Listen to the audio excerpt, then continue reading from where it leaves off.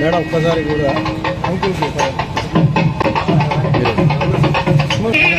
పట్టుకోండి చాలా చూడండి.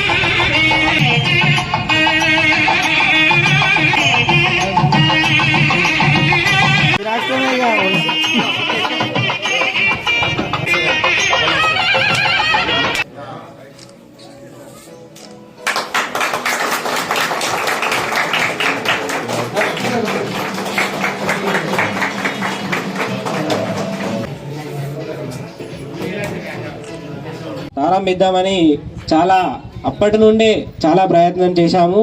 మాకు ఇంత సమయం పట్టింది, 2026 సమయం పట్టింది ఈ గ్రంథాలయం ప్రారంభించడానికి. మేము రకరకాల ఆలోచనలతోని రకరకాల అంటే మా యూత్లో అందరూ మినిమం డిగ్రీ చదువుకున్న వారు చాలామంది ఉన్నారు. వారి ఉద్దేశం కొరకు మేము చాలా ప్రయత్నాలు చేసి ఈ గ్రంథాలయం ప్రారంభించడం జరిగింది. ఈ గ్రంథాలయాన్ని ప్రారంభించి వదిలేయకుండా మేము దీన్ని ఖచ్చితంగా కంటిన్యూ చేయడానికి కూడా సిద్ధంగా ఉన్నాము. ఈ రోజులలో సెల్ ఫోన్ ఎంత అంటే అది మాఫియా లాగా అయిపోయింది. పిల్లలు పెద్దలు అందరూ గంటల తరబడి ఫోన్లు చూస్తూనే ఉన్నారు.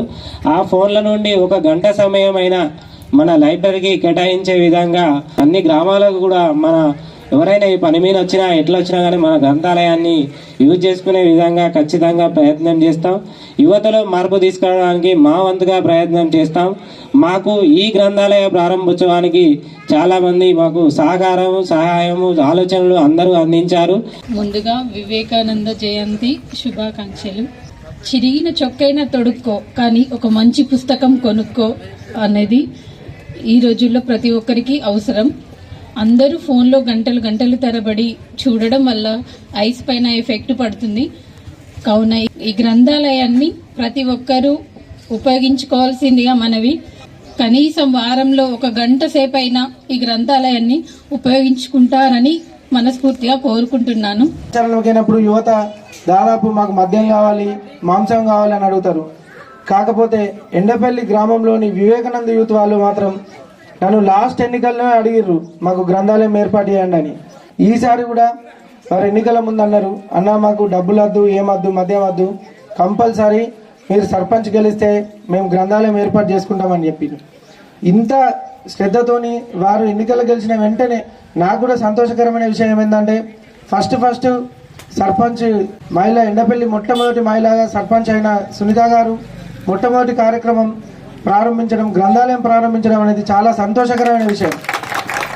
ఈ గ్రంథాలయంలోని పుస్తకాలు చదివైనా కూడా ఇప్పుడు నెక్స్ట్ అనౌన్స్ అయ్యే గ్రూప్ 1 గ్రూప్ 2లో ఒక్కరైనా ఉద్యోగం కొట్టాలని మనస్ఫూర్తిగా కోరుకుంటూ ఈ కార్యక్రమాన్ని నిర్వహించిన వివేకానంద యూత్ అసోసియేషన్ వారికి ప్రత్యేక అభినందనలు తెలియజేస్తూ, ముఖ్యంగా వివేకానందుడు అంటేనే మనకు మామూలుగా గుర్తొచ్చేది దేశంలో జాతీయవాదం, దేశభక్తి, యోగా ఇట్లాంటి వాటిని ప్రపంచానికే పరిచయం చేసిన వ్యక్తి మన వివేకానందుడు. వివేకానందుడి జీవితం నుండి ఎన్నో విషయాలను నేర్చుకోవాల్సింది చాలా ఉంది. అతను 1863లో పుట్టి 1902లో అంటే 39 సంవత్సరాలు మాత్రమే జీవించి ఉండి అంత తక్కువ సమయంలో ఆయన ప్రపంచంలోని మహోన్నతమైన వ్యక్తులలో అతను ఒక గొప్ప వ్యక్తిగా కీర్తించబడ్డాడు. అంటే భారతదేశంలో ఉండి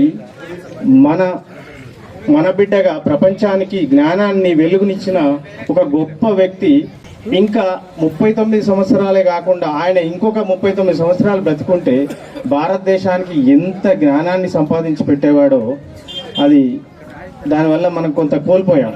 వివేకానందుడి ఆశయాలను మనం కొనసాగిస్తే అతను ఇప్పటికీ కూడా బ్రతుకున్నంతగా మనం అది చేసుకోవచ్చు. కనుక వివేకానంద ఆశయాలను ఇక్కడి వివేకానంద యూత్ అసోసియేషన్ వాళ్ళు కొనసాగించుకుంటూ గ్రంథాలయాన్ని ఏర్పాటు చేసిండ్రు.